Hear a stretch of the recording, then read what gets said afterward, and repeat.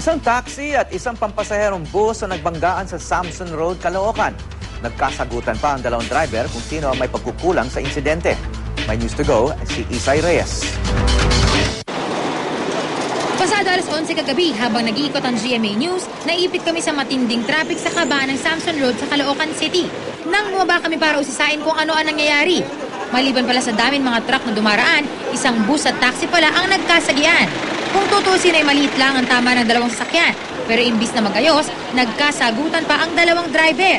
Galit na galit kasi si Virgelio Latras, na driver ng taxi, nang sabihan siya na gumagamit ng shabu.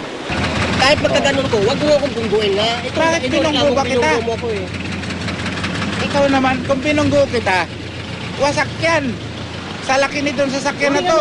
Ang masakit po, ma'am, sinabihan niya ako, wala na ko pang batak daw, wala, pang sabu daw. Hindi ako nagsasabu, Brad. Kaya idinimanda ko to sa bukas, ma'am. Magpapadoktor ko kung nagsasabu ako, nagdadrag ako. Kaya ka doon naman. Opo. Pipirahan ko raw siya, ay pambili ko ng sabu raw, pambatak. Ewan ko sa kanya, ma'am. Wala naman ako sinasabing gano'n eh. Oo. Gumagawa talaga ng istorya yun eh. Gate naman ni Roger Babaw na driver ng bus, gumagawa lang daw ng kwento si Virgelio.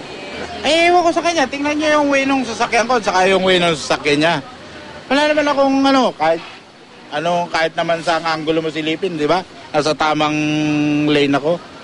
Wala naman ako hindi naman ako nakabalagbag. Siya nakabalagbag. O, di ba? Kahit tingnan mo. O, kahit sukatin mo yan, mamo. Tingnan mo yung posisyon niya. Sa posisyon ng bus ko.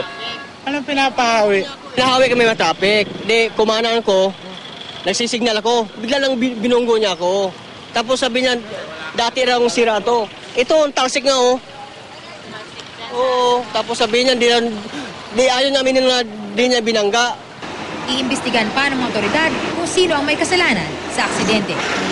Isay Reyes, GMA News.